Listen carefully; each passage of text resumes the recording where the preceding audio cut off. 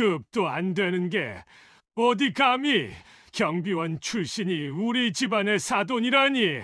고급 레스토랑의 공기가 얼어붙었습니다. 68세 김영수의 심장이 한순간 멈춘 듯 했어요. 예비 사돈이 옆 사람에게 속삭인 말이었지만 테이블에 앉은 모든 사람이 들을 수 있을 만큼 또렷했습니다. 유리잔을 든 영수의 손이 격렬하게 떨렸습니다. 물이 테이블 위로 흘러넘쳤지만 아무도 신경 쓰지 않았어요. 영수는 목구멍에 뜨거운 덩어리가 치밀어 오르는 것을 느꼈습니다. 시선을 들어 마주친 딸 예진의 얼굴은 백지장처럼 하얗게 변해 있었어요. 아버지, 예진의 작은 속삭임이 들렸지만 영수는 고개를 숙인 채 애써 침착함을 유지했습니다. 상견례 테이블 건너편 한대수 대법관의 눈빛은 얼음장 같았어요. 그의 완벽한 수트, 값비싼 시계, 한치의 흐트러짐도 없는 자세는 영수와 자신이 완전히 다른 세계에 살고 있음을 드러내려는 듯 했습니다. 김 선생님, 정확히 어떤 일을 하셨다고요? 한대수가 이미 알고 있으면서도 일부러 큰 목소리로 물었습니다. 테이블 주변에 있던 웨이터들의 시선까지 영수에게 쏠렸어요. 영수는 숨이 막히는 기분이었습니다. 저는 목소리가 떨렸습니다. 아파트 경비원으로 일했습니다. 경비원이라 한대수의 입꼬리가 비웃음처럼 올라갔습니다. 참 고된 일을 하셨군요. 우리 집안과는 급이 좀 달라서 예진이가 적응할 수 있을지 걱정이네요. 예진의 약혼자 준호가 불편한 기색을 내비쳤지만 아버지 앞에서 제대로 항의하지 못했어요. 주변 테이블에서도 수군거림이 들렸습니다. 영수의 기억이 15년 전으로 돌아갔어요. 추운 겨울날 경비실에서 밤새 앉아 딸의 학비를 걱정하던 그날, 아내가 갑작스런 병으로 세상을 떠난 직후였습니다. 철물점이 망하고 빚까지 떠안았지만 영수는 다시 일어났어요. 단지 딸을 위해서였습니다. 눈발이 날리는 새벽, 그는 다른 사람들의 문을 열어주고 쓰레기를 분류하며 중학생이던 예진을 학교에 보냈습니다. 딸아이를 위해서라면 어떤 일도 할 수 있었어요. 자, 이번 주말에 우리 별장에서 약혼식을 해야겠소. 한대수의 목소리가 현실로 영수를 끌어당겼습니다. 그리고 그는 영수를 향해 덧붙였어요. 김 선생은 굳이 참석하실 필요 없습니다. 어차피 작은 가족 모임일 뿐이니. 아버지, 예진이 소리쳤습니다. 목소리에는 분노와 당혹감이 섞여 있었어요. 영수는 잠시 숨을 고르고 천천히 일어났습니다. 다리가 휘청거렸지만 그는 최대한 담담한 목소리로 말했어요. 화장실 좀 다녀오겠습니다. 화장실 거울 앞에 선 영수는 자신의 모습을 바라보았습니다. 주름진 얼굴, 거친 손, 낡은 정장. 그의 모든 것이 한대수와 대비되었습니다. 15년간 경비실에서 몸을 굽히며 살아온 세월이 그대로 새겨져 있었어요. 영수는 차가운 물을 세수하며 떨리는 손을 진정시키려 했습니다.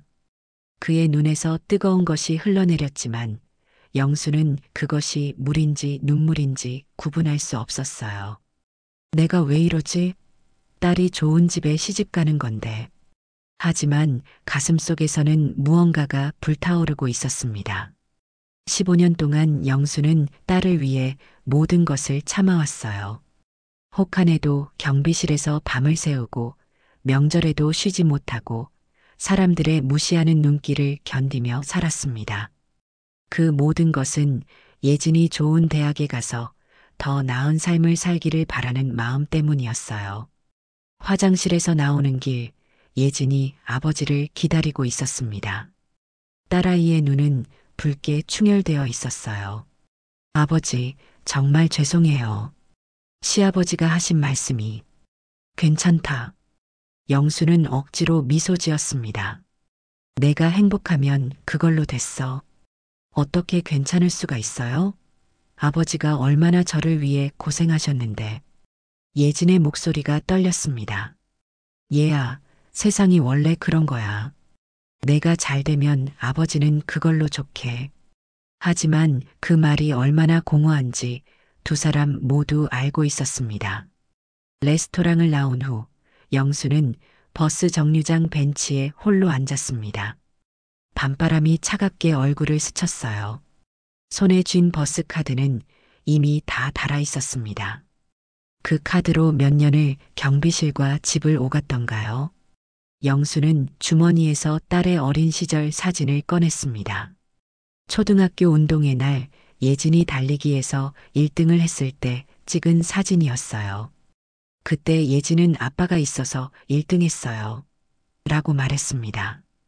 그 기억이 영수의 가슴을 더 아프게 했습니다. 집으로 돌아온 영수는 작은 원룸의 냉장고에서 소주를 꺼냈습니다. 평소에는 잘 마시지 않았지만 오늘은 마음이 너무 아팠어요. 한 잔, 두 잔. 술이 목구멍을 타고 내려갈 때마다 한대수의 얼굴과 그 모욕적인 말이 떠올랐습니다. 급도 안 되는 게 어디 감히? 영수는 주먹을 꽉 쥐었습니다. 소주잔이 떨리며 테이블 위에 술이 쏟아졌어요. 문득 그의 시선이 벽에 걸린 액자에 머물렀습니다. 경비원 생활을 시작하던 첫날, 예진이 아버지를 위해 그린 그림이었습니다. 세상에서 가장 멋진 아빠라고 쓰여 있었어요. 전화벨이 울렸습니다. 예진이었습니다. 아버지, 괜찮으세요? 오늘 정말 죄송해요. 괜찮다니까.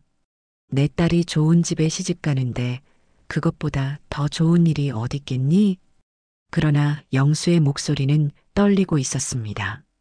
전화를 끊고 난 후 그는 소주병을 비우며 경비실에서의 기억을 떠올렸어요. 영수는 맥없이 소주잔을 기울였습니다. 텔레비전에서는 법조계 소식을 전하는 뉴스가 흘러나오고 있었어요. 화면 속 법원 계단을 오르내리는 검은 법복의 모습들이 영수의 시선을 붙잡았습니다. 판사, 대법관, 영수는 쓰게 웃었습니다. 오늘 자신을 무시했던 한대수 대법관의 모습이 겹쳐 보였어요. 그때 문득 오래된 기억 하나가 물밀듯이 밀려왔습니다. 추운 겨울밤 경비실 구석에서 혼자 공부하던 학생이 있었어요. 법학과를 목표로 밤새 문제집을 풀던 그 아이. 영수는 그 학생에게 따뜻한 보리차를 건넸었지요. 아저씨, 정말 감사합니다. 학생의 목소리가 기억 속에서 생생하게 들려왔습니다. 공부 열심히 하는 모습이 보기 좋구나. 꿈이 뭐니? 저는 판사가 되고 싶어요. 억울한 사람들을 도와주는 판사요. 영수는 술잔을 내려놓았습니다. 이상하게도 그 기억이 오늘 받은 상처를 더 아프게 만들었어요. 누군가는 판사가 되어 사람들을 도우려 했고 또 다른 누군가는 판사라는 지위로 사람을 짓밟고 있었으니까요. 그 아이는 지금 어떻게 지내고 있을까? 정말 판사가 되었을까? 영수는 그날 밤 이상하게 마음이 복잡했어요. 딸의 결혼을 기뻐해야 하는데 가슴 한구석이 무겁게 내려앉았습니다. 소주 한 병을 다 비우고 침대에 누웠을 때 영수의 머릿속에는 한 가지 생각만 맴돌았어요. 경비원 딸이라고, 급이 다르다고. 그의 눈에서 뜨거운 눈물이 흘러내렸습니다. 상견례 이후 예진은 매일 아버지에게 전화를 걸었습니다. 영수는 딸의 걱정을 덜어주려 애쓰며 밝은 목소리로 대답했지만 내면의 상처는 깊어져만 갔어요. 아버지, 오늘 어떻게 지내셨어요? 그럼 잘 지냈지. 텔레비전도 보고 옛 동료들과 잠깐 만났다가 왔어. 모두 거짓말이었습니다. 영수는 하루 종일 원룸에 혼자 앉아 창밖만 바라보았어요. 경비원으로 일했던 세월이 그에게 남긴 건 구부정한 허리와 퇴행성 관절염뿐이었지요. 쉽게 잠들 수 없는 밤이 이어졌습니다. 일주일 후 영수는 예진과 함께 간단한 식사 자리를 가졌어요. 딸의 얼굴에서 행복감이 묻어났지만 동시에 어딘가 불안해 보이는 기색도 역력했습니다. 아버지, 한 가지 말씀드릴 게 있어요. 영수는 딸의 목소리에서 무언가를 직감했습니다. 천천히 수저를 내려놓고 딸의 눈을 바라봤어요. 시아버님께서 결혼 준비 과정에 아버지가 많이 참여하지 않으시면 좋겠다고 하셨어요. 영수의 가슴에 단단한 돌덩이가 내려앉는 느낌이었습니다. 왜 그러시는데? 잘 모르겠어요. 집안 체면 때문에 그러신다고. 예진의 목소리가 떨렸습니다. 아버지, 제가 확실히 말할게요. 저는 싫어요. 하지만 준호도 아버지 의견에 따르는 거냐? 예진은 잠시 머뭇거리다 깊은 한숨을 내쉬었습니다. 준호는 정말 많이 노력했어요. 아버지 앞에서 여러 번 저를 변호했고 격렬하게 다투기도 했대요. 하지만 한 판사님은 예진의 눈에 눈물이 고였습니다. 한 판사님은 준호에게 내가 법대에 갈 수 있었던 건 판사 집안의 후광 때문이라며 모든 걸 끊어버리겠다고 협박하셨대요. 준호는 이제 막 사법연수원을 마치고 판사 임용을 앞두고 있는데 아버지의 영향력이 워낙 커서 영수는 상황을 이해했습니다. 법조계에서 한대수의 영향력은 절대적이었고 아들의 미래를 좌우할 수 있는 위치였습니다. 준호가 저한테 울면서 사과했어요. 지금은 어쩔 수 없지만 나중에 내가 자리를 잡으면 꼭 바로잡겠다고요. 영수는 공허한 미소를 지었습니다. 그래, 이해한다. 아버지는 신경 쓰지 마라. 준호도 어려운 상황이니까. 어떻게 신경 안 써요?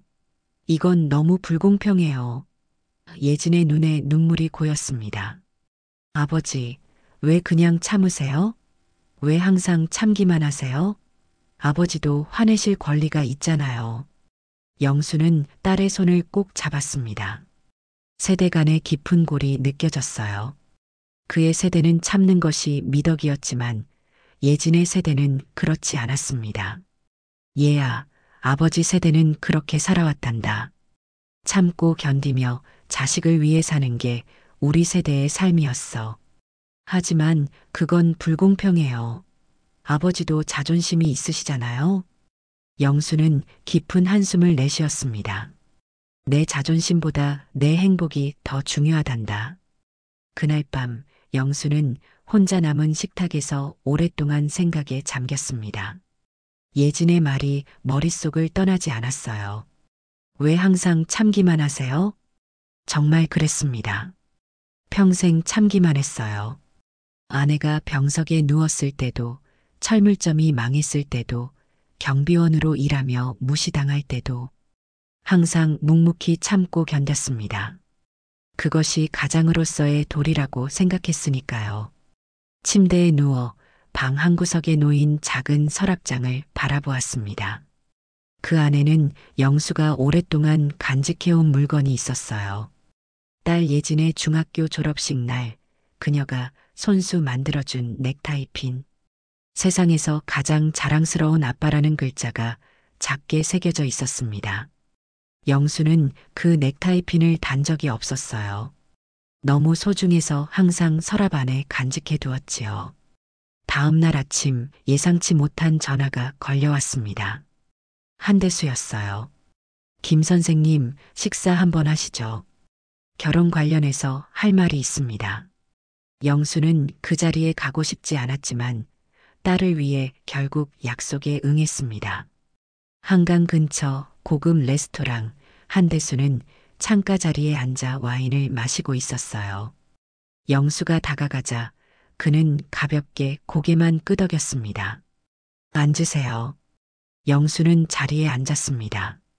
그의 낡은 정장이 이 고급스러운 공간에서 얼마나 어울리지 않는지 잘 알고 있었어요. 김 선생님, 솔직히 말씀드리겠습니다. 한대수는 와인 잔을 천천히 돌리며 말했습니다. 원래 저는 이 결혼에 절대 반대했습니다. 한대수의 표정이 일그러졌습니다. 하지만 아들이 결혼을 못하면 법조계를 떠나겠다고 협박했고 준호 어머니마저 제게 등을 돌렸습니다. 거기다 예진이는 이미 임신 3개월이라더군요. 영수는 충격에 얼굴이 굳었습니다. 예진이가 아버지에게 그런 사실을 말하지 못했다는 것이 더 아팠습니다. 물론 저희 집안의 위신을 생각하면 이 사실이 알려져서는 안 됩니다. 그래서 어쩔 수 없이 결혼은 허락했습니다. 하지만 우리 집안과 선생님 같은 분의 집안이 섞이는 것은 본래 받아들이기 어려운 일입니다. 영수는 말없이 그를 바라보았습니다. 한대수는 계속 이어갔어요. 하지만 아들이 예진이를 무척 좋아하니 어쩔 수 없이 결혼을 허락했습니다. 다만 한 가지 조건이 있습니다. 조건이요? 결혼식에 오지 마십시오. 영수의 심장이 멈춘 듯 했습니다. 세상이 갑자기 정지한 것 같았어요. 딸 결혼식에 오지 말라고요? 한대수는 냉정하게 말을 이었습니다. 정확히 말하면 식장에는 오셔도 좋지만 하객으로만 참석하시고 아버지로서의 역할은 하지 마시라는 겁니다. 신부 입장할 때 함께 걷지 마시고 축사도 하지 마십시오. 영수의 손이 테이블 밑에서 떨리기 시작했습니다. 온몸에 피가 거꾸로 솟는 듯 했어요. 그게 어떻게 가능한 일입니까? 영수의 목소리가 갈라졌습니다.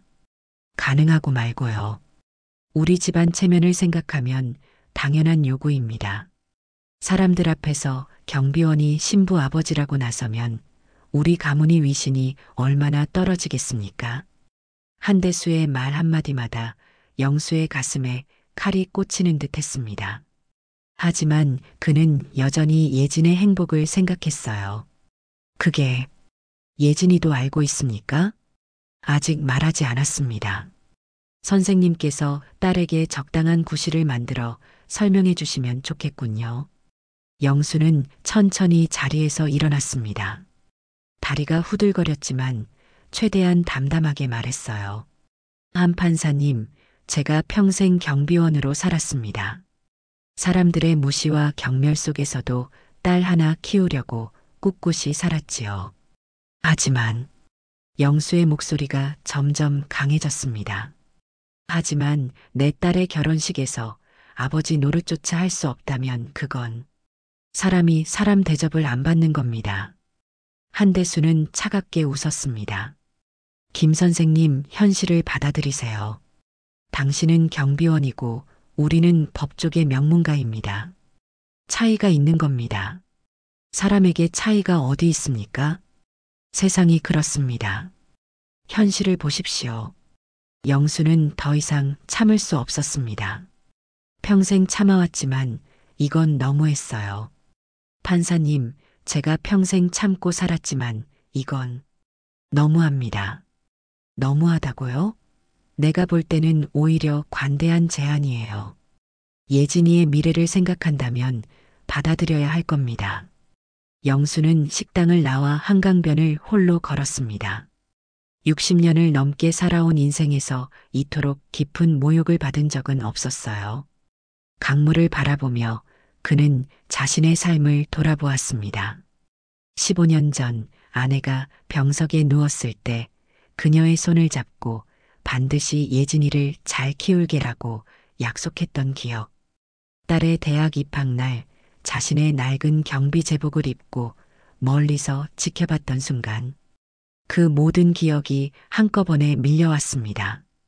집으로 돌아온 영수는 오랜만에 서랍장에서 넥타이 핀을 꺼냈습니다. 세상에서 가장 자랑스러운 아빠. 그 말이 이제는 너무 공허하게 느껴졌어요. 소주 한 병을 따르며 영수는 깊은 고민에 잠겼습니다.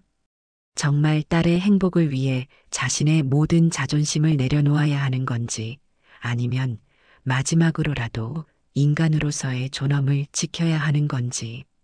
밤새 영수는 눈을 감지 못했습니다.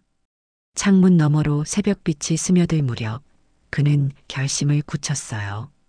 딸에게 전화를 걸 것인지 아니면 한대수의 요구를 받아들일 것인지 그 결정의 무게가 그의 어깨를 짓눌렀습니다. 전화기를 들었다 내려놓기를 수차례 반복하던 영수는 결국 예진에게 문자 한 통을 보냈어요.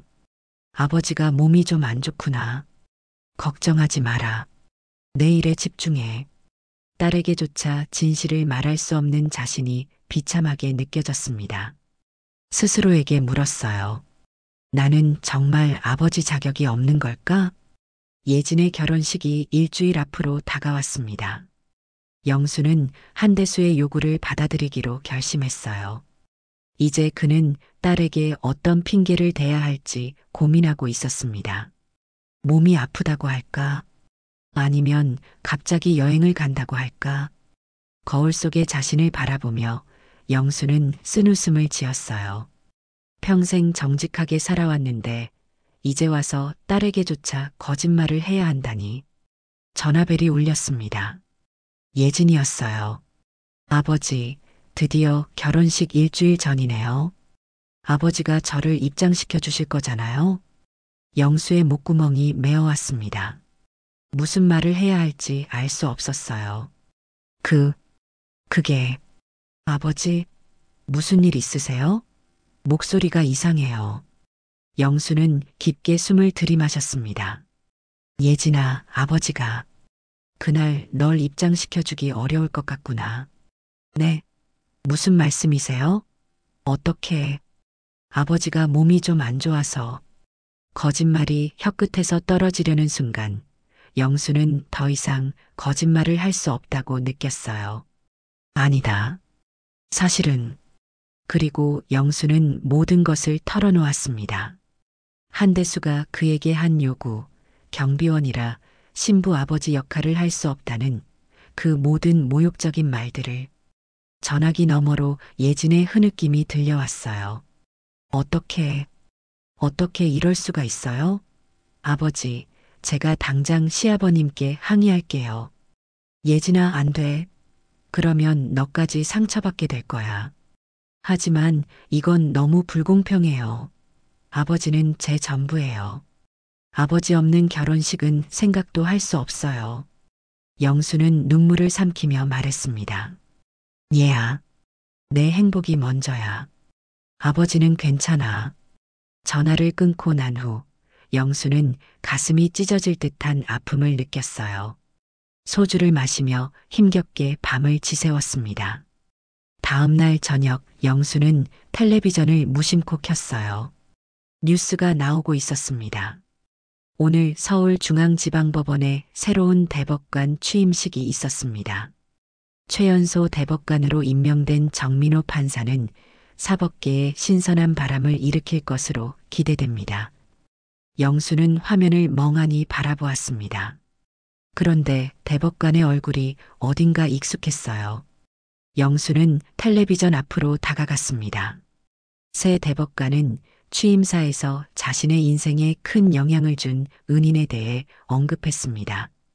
화면에 비친 젊은 대법관이 말하기 시작했어요.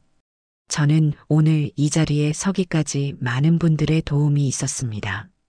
특히 제가 가장 어려운 시절, 포기하려 했을 때 저에게 희망을 준 한 분이 계십니다. 영수의 심장이 빠르게 뛰기 시작했습니다. 그 얼굴이 기억 속에서 희미하게 떠올랐어요. 그분은 제가 고등학생 시절 아파트 경비실에서 만난 김영수 아저씨입니다. 영수는 소파에 털썩 주저앉았습니다. 맞습니다. 그 소년, 경비실에서 공부하던 그 아이였어요. 저는 가정 형편이 어려워 집에서 공부할 여건이 안 되었습니다. 유일하게 공부할 수 있는 곳은 아파트 경비실이었어요.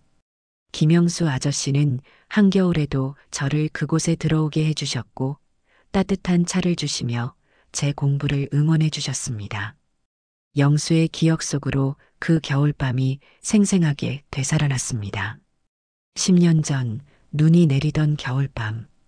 영수는 경비실 앞에 웅크리고 앉아있는 고등학생을 발견했어요. 학생, 이렇게 추운데 여기서 뭐하고 있니? 소녀는 영수를 보고 놀라 일어섰습니다. 죄송합니다. 저, 조금만 여기 있다가 갈게요. 영수는 소년의 손에 들린 참고서를 보았어요. 공부하려고? 근데 왜 집에서 안 하고? 집이 좀 시끄러워서요. 아버지가 술을 드시면. 소년의 눈에 두려움이 서려 있었습니다. 영수는 그 눈빛을 보며 가슴이 아팠어요. 들어와. 경비실은 따뜻하니까. 그날부터 소년은 매일 경비실을 찾았습니다. 영수는 작은 포트로 따뜻한 보리차를 끓여주었고, 때로는 집에서 싸온 김밥도 나눠 먹었어요. 어느 날 소년은 무거운 표정으로 찾아왔습니다. 아저씨, 저 이제 공부 그만둘까 봐요. 왜? 너 꿈이 판사 아니었니? 네. 그런데 너무 힘들어요. 집에서도 공부하지 말라고 하고 학원비도 없고 그냥 편의점 아르바이트라도 할까 해요. 영수는 소년의 어깨를 꼭 잡았습니다. 얘야, 들어봐. 인생은 한 번뿐이야. 내가 지금 포기하면 평생 후회할 거야. 하지만 아저씨, 더 이상 버틸 수가 없어요. 소년의 목소리가 떨렸습니다. 그의 얼굴에는 멍자국이 희미하게 남아 있었어요. 집에서 또 맞았구나? 영수가 걱정스럽게 물었습니다. 소년은 고개를 숙였습니다. 아버지가 술만 드시면 어젯밤엔 제 책을 모두 불태우셨어요. 공부해서 뭐가 될 거냐.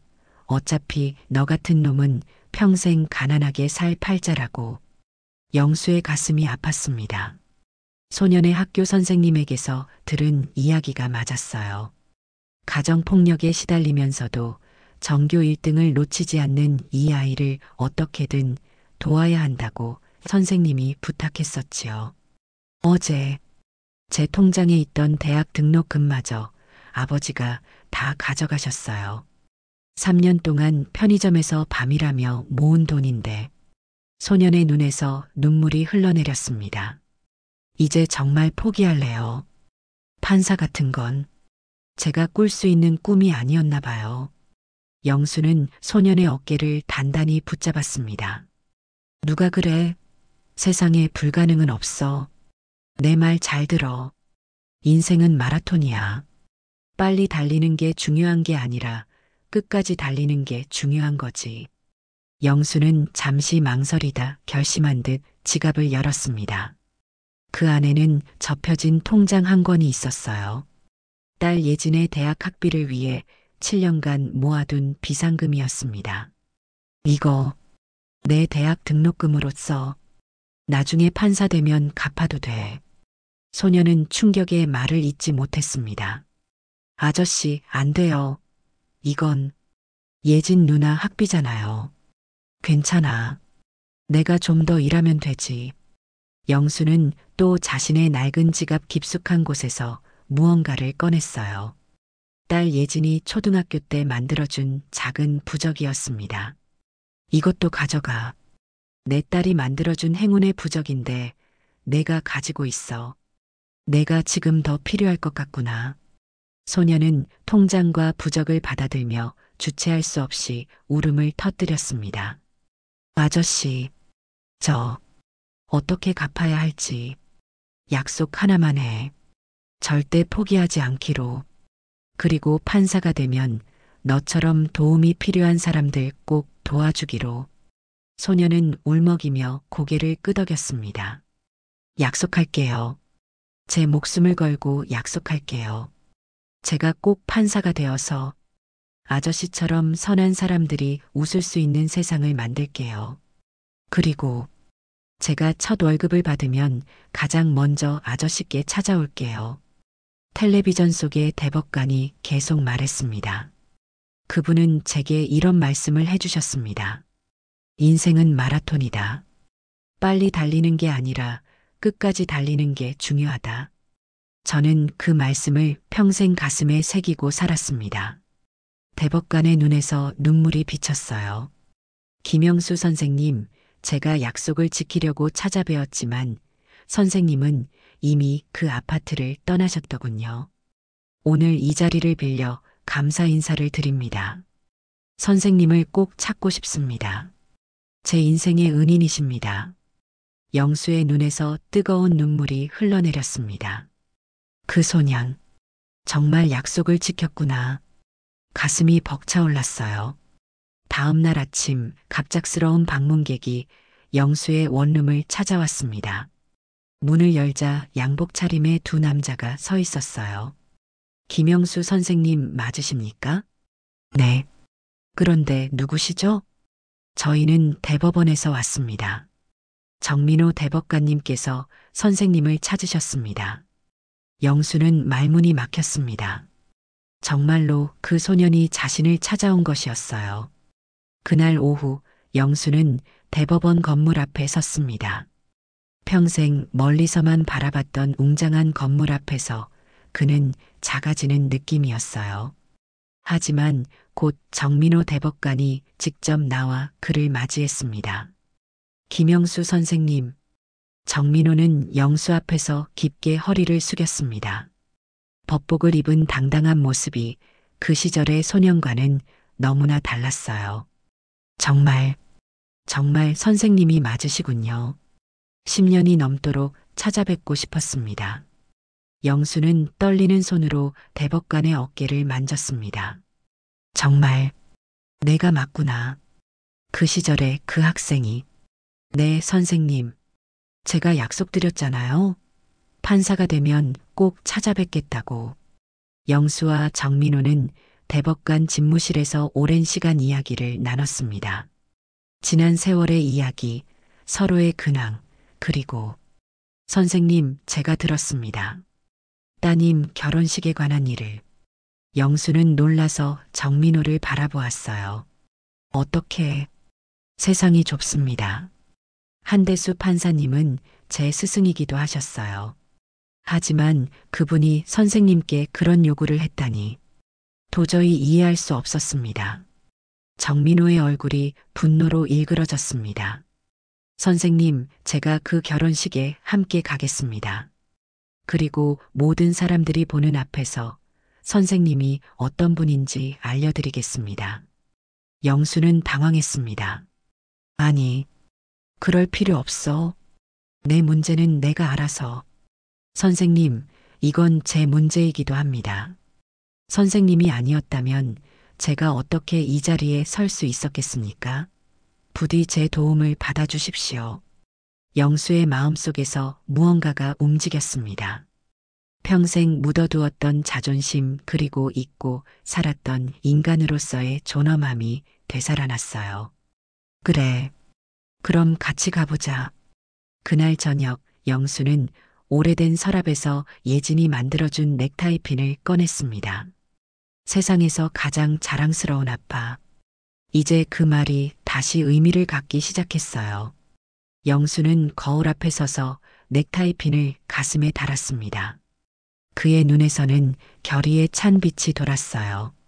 이제는 더 이상 움츠러들지 않겠다고, 딸의 결혼식에서 당당한 아버지로 서겠다고 다짐했습니다.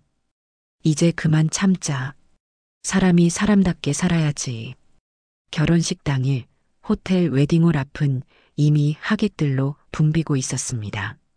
영수는 정민호 대법관과 함께 차에서 내렸어요. 오래간만에 다림질한 정장을 입고 예진이 만들어준 넥타이 핀을 가슴에 달았습니다. 긴장되십니까, 선생님? 정민호가 물었습니다. 아니, 이상하게도 마음이 편하구나. 영수의 목소리는 흔들리지 않았어요. 평생 굽혔던 어깨를 마침내 펴는 기분이었습니다. 웨딩홀 입구에서 한대수가 손님들을 맞이하고 있었어요. 영수와 정민호를 발견한 그의 얼굴이 창백해졌습니다. 김 선생님, 오기로 하지 않으셨다고. 영수가 말하기도 전에 정민호가 앞으로 나섰습니다. 한 판사님, 오랜만입니다. 김영수 선생님과 함께 왔습니다. 선생님은 제 인생의 은인이시죠. 한대수의 눈이 커졌습니다. 정민호 대법관, 자네가 어떻게 해? 김영수 선생님과 저는 오래전부터 인연이 있습니다. 제가 어려운 시절 선생님의 격려와 도움이 없었다면 지금의 저는 없었을 겁니다. 사람들의 시선이 모여들기 시작했습니다. 웨딩홀 로비에서 명망 높은 대법관이 경비원 출신의 노인에게 극진한 예우를 표하는 광경은 이채로웠어요. 한대수가 초조하게 목소리를 낮추었습니다. 이렇게 많은 사람들 앞에서 그때 예진이 웨딩드레스를 입고 대기실에서 나왔습니다. 아버지를 발견한 그녀의 눈이 빛났어요. 아버지, 정말 오셨네요. 예진은 달려와 영수를 꼭 안았습니다. 그녀의 눈에는 기쁨의 눈물이 고여 있었어요. 걱정했어요. 정말 안 오실 줄 알았어요. 영수는 딸의 손을 꼭 잡았습니다. 아버지가 어떻게 내 결혼식에 안 올 수 있겠니? 예진이 정민호를 바라보았습니다. 이분은 내 옛날 제자란다. 지금은 대법관이 되었지. 한대수는 당황한 기색이 역력했습니다. 로비에는 이미 많은 하객들이 모여 상황을 지켜보고 있었어요. 김 선생님, 잠시 대화 좀. 한대수가 영수의 팔을 잡으려 했습니다. 그 순간 정민호가 단호하게 말했어요. 한 판사님, 오늘은 귀한 날입니다. 김영수 선생님은 신부의 아버지로서 마땅히 그 역할을 다하셔야 합니다. 그리고 정민호는 모인 하객들을 향해 목소리를 높였습니다. 여러분, 제가 잠시 소개해드릴 분이 계십니다. 김영수 선생님은 제가 법조인의 꿈을 포기하려 했을 때 저에게 희망과 용기를 주신 분입니다. 선생님의 따뜻한 말씀과 격려가 없었다면 오늘의 제가 있을 수 없었습니다. 정민호는 영수 앞에서 90도로 허리를 숙였습니다. 선생님, 그날 저에게 해주신 말씀, 인생은 마라톤이다. 빨리 달리는 게 아니라 끝까지 달리는 게 중요하다. 그 말씀이 제 인생의 나침반이 되었습니다. 진심으로 감사드립니다. 웨딩홀에 모인 사람들 사이에서 놀라움과 감동의 탄성이 터져 나왔습니다. 많은 이들이 영수를 새로운 시선으로 바라보기 시작했어요.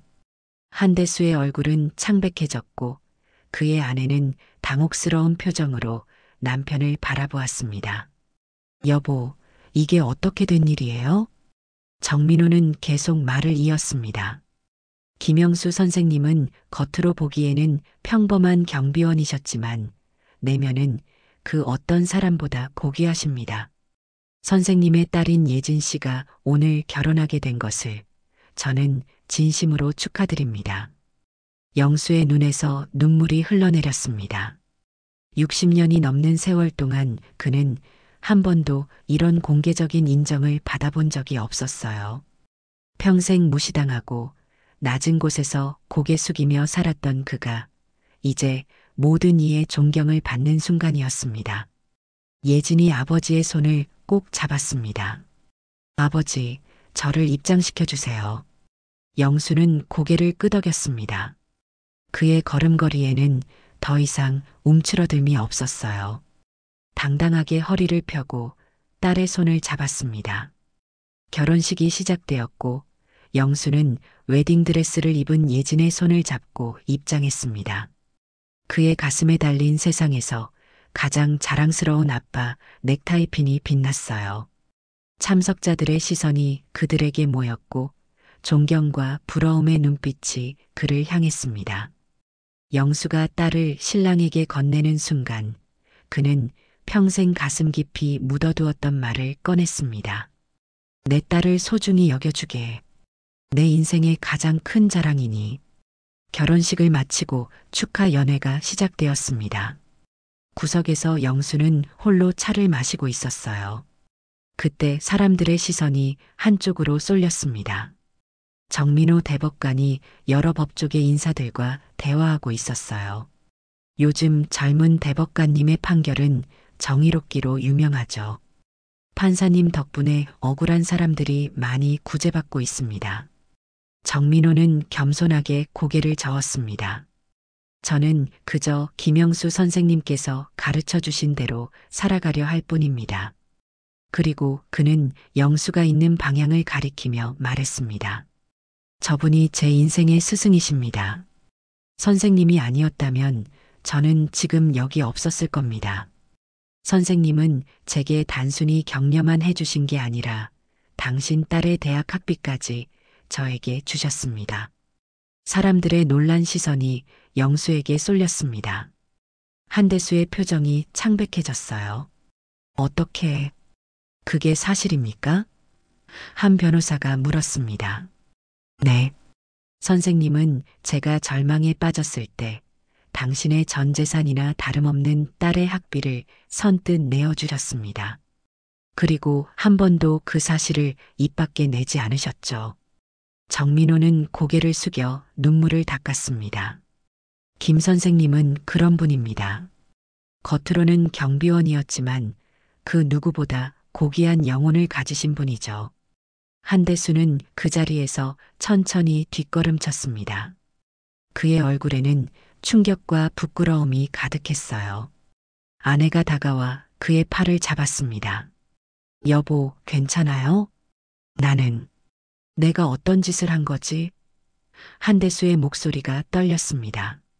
나는 그분을 얼마나 모욕했던가. 한참 후 대부분의 하객들이 떠난 시간. 한대수는 용기를 내어 영수에게 다가왔습니다.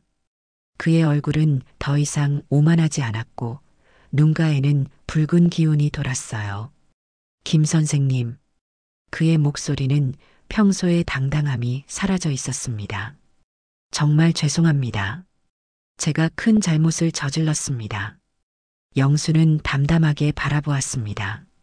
한 판사님, 사람은 누구나 실수를 합니다. 하지만 중요한 건 그 실수를 인정하고 배우는 것이지요. 저는 직업과 지위만으로 사람을 판단했습니다. 그건 정말 어리석은 일이었습니다. 한대수는 깊이 고개를 숙였습니다. 그는 더 이상 거만한 대법관이 아니었어요. 그저 자신의 잘못을 깨달은 한 사람일 뿐이었습니다. 김 선생님의 너그러움에 감사드립니다. 앞으로는 사돈으로서 제대로 예우하겠습니다. 영수는 미소를 지었습니다. 그의 마음에는 더 이상 분노나 원망이 없었어요. 오히려 평온함이 찾아왔습니다. 연회장의 한쪽에서 정민호가 영수에게 다가왔습니다. 선생님, 이제 어떤 계획이 있으신가요? 영수는 창밖을 바라보며 말했어요. 글쎄, 정확히는 모르겠구나. 하지만 더 이상 내 자신을 숨기지는 않을 거야. 제안이 있습니다. 이번에 법대생들을 위한 외부 강사 수업이 있습니다. 선생님께서 법대생들에게 인생 강의를 해주시면 어떨까요? 경험에서 우러나오는 지혜를 나눠주신다면 많은 젊은이들이 큰 깨달음을 얻을 겁니다. 영수는 놀랐지만 그 제안이 마음에 들었습니다. 평생 침묵하며 살아왔지만 이제는 자신의 목소리를 낼 때가 온 것 같았어요. 그래, 한번 해볼까? 내가 할 수 있는 이야기가 있다면. 정민호는 환하게 웃었습니다. 선생님의 이야기는 많은 사람들에게 희망이 될 겁니다. 결혼식이 끝나고 영수는 집으로 돌아오는 길에 한강변을 혼자 걸었습니다. 저녁 노을이 강물 위에 황금빛으로 물들고 있었어요. 그는 60년이 넘는 자신의 인생을 돌아보았습니다. 철물점을 운영하던 시절, 아내를 잃은 슬픔, 딸을 혼자 키우며 경비원으로 일했던 고단한 나날 뒤. 하지만 그 모든 시간이 헛되지 않았다는 것을 이제야 깨달았습니다. 자신이 알지 못하는 사이에 그는 한 젊은이의 인생을 바꾸어 놓았고 그것이 오늘의 기적을 만들어냈으니까요. 원룸으로 돌아온 영수는 책상 위에 놓인 낡은 액자를 들었습니다. 그 안에는 어린 예진이 그린 아버지의 얼굴이 있었어요. 그림 아래에는 서툰 글씨로 세상에서 가장 멋진 아빠라고 쓰여 있었습니다. 영수는 그 액자를 가슴에 안았습니다. 따뜻한 눈물이 그의 뺨을 타고 흘러내렸어요. 하지만 이번에는 슬픔의 눈물이 아니었습니다. 그것은 자신의 존재 가치를 마침내 확인한 깊은 감사와 깨달음의 눈물이었습니다. 창밖으로 별이 빛나기 시작했습니다. 영수는 창문을 열고 깊게 숨을 들이마셨어요. 그의 어깨는 더 이상 구부정하지 않았고 눈빛은 맑고 당당했습니다. 사람이 사람답게 사는 건 직업이나 재산이 아니라 서로에게 베푸는 따뜻함이었구나. 영수의 입가에 잔잔한 미소가 번졌습니다. 그는 이제 알았습니다. 자신의 인생이 결코 초라하지 않았다는 것을. 그는 언제나 딸에게 자랑스러운 아버지였고 한 젊은이에게는 인생의 나침반이었으며 오늘부터는 스스로에게도 자랑스러운 사람이 되었다는 것을. 급도 안 되는 게 어디 감히. 그날 상견례에서 들었던 그 모욕적인 말이 이제는 바람처럼 지나갔습니다. 대신 영수의 마음에는 깊은 평화와 단단한 자존감이 자리 잡았어요. 그날 밤 영수는 오랜만에 편안한 잠에 들었습니다. 꿈속에서 아내가 그에게 미소 지으며 말했어요. 당신은 항상 멋진 사람이었어요. 그리고 앞으로도 그럴 거예요. 영수는 꿈속에서도 미소를 지었습니다. 그렇습니다. 그는 이제 알았습니다. 진정한 품격은 직업이나 지위에서 오는 것이 아니라 자신이 살아온 방식과 타인에게 베푼 따뜻함에서 온다는 것을. 급도 안 되는 게 어디 감히. 그 말은 더 이상 그를 아프게 하지 못했습니다. 오히려 그 말이 그를 진정한 자유로 이끌어 주었으니까요. 평생을 겸손과 침묵 속에 살았던 그가 마침내 자신의 존엄을 되찾은 순간이었습니다.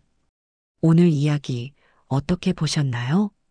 마음에 드셨다면 좋아요와 구독 부탁드릴게요. 여러분의 댓글 하나하나가 큰 힘이 됩니다.